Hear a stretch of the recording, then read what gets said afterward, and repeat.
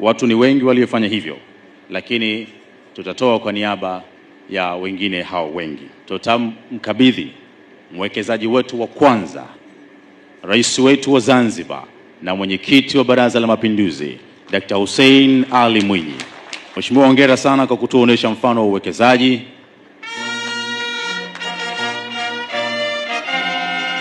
Anayefuata ni Mheshimiwa Rais wa Jamhuri ya Muungano wa Tanzania, Mheshimiwa Dr. Samia Suluhu Hassan, ambapo kiti chake hiki kitachukuliwa kwa niaba na Mheshimiwa Wanu Hafidh Ameir.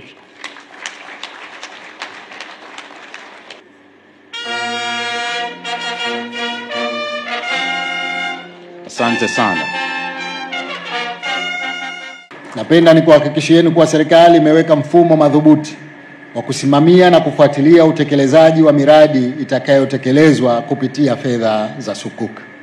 Fedha hizi zilizopatikana zitapelekwa moja kwa moja kwenye miradi ya maendeleo yenye tija kama vile miundombinu ya barabara Unguja na Pemba, bandari jumuishi ya Mangapwani, kituo cha matibabu ya saratani cha hospitali ya Binguni, na kumalizia kazi ya ujenzi wa jengo la Terminal 2 la uwanja wa ndege wa kimataifa wa Abedi Amani Karume. Katika kipindi kifupi kijacho, Zanzibar itaanzisha soko la mitaji la Zanzibar, yani Zanzibar Securities Exchange, ambalo pia litachangia katika kupatikana kwa mitaji ya kuwekeza katika biashara mbalimbali pamoja na miradi mikubwa ya serikali. Hii ni hatua muhimu pia katika kufikia lengo la nchi yetu kuwa ni kituo cha fedha, yani financial hub. Napenda kuhakikishia kuwa Serikali ya Mapinduzi ya Zanzibar imejipanga kikamilifu kutekeleza yafuatayo. Kwanza, mapato ya kila mwaka kwa wawekezaji kwa kiwango cha 10.5% kwa wawekezaji wa fedha za Kitanzania na 4.2% kwa wawekezaji waliotumia dola za Kimarekani yatalipwa kwa wakati kila mwaka kama ilivyobainishwa katika masharti ya mpango huu.